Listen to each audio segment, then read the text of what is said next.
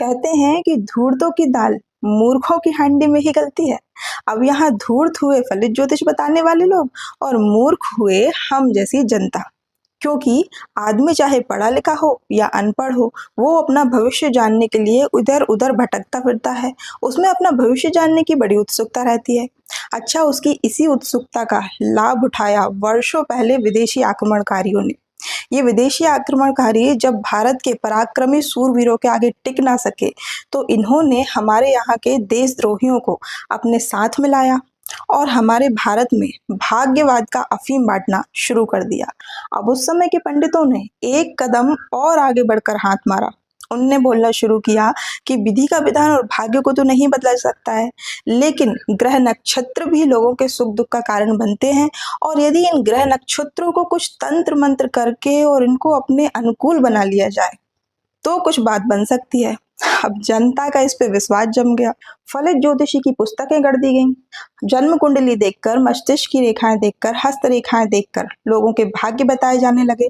और इस तरह से नौकरी, खेती किसानी, बिजनेस की तरह ये फलित ज्योतिष भी अच्छा खासा बिजनेस बन गया। अब ज्योतिषियों की 5 उंगलियों तो आ गई घी में और जनता बन गई बेवकूफ। और आजकल प्रगतिवादिता का ढिंडोरा पीटने वाले अखबार, पत्र पत्रिकाएं और न्यूज चैनल्स में भी राशिफल बताए जाते हैं और जनता इन्हें बड़े चाव से देखती है।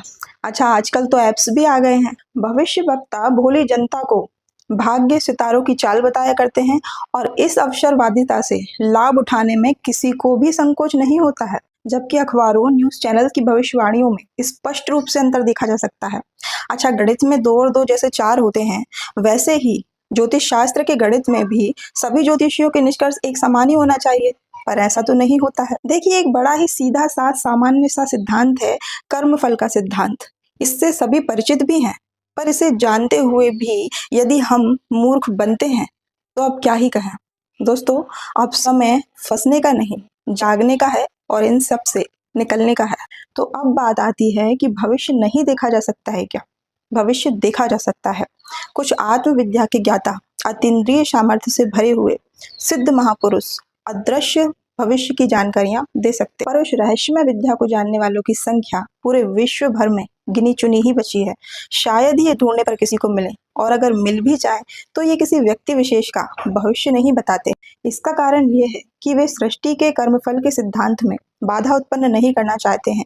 ये उनकी मर्यादा के प्रतिकूल होता है। तो फिर ज्योतिष शास्त्र की वास्तविकता क्या है, इसकी चर्चा करेंगे अगले वीडियो में।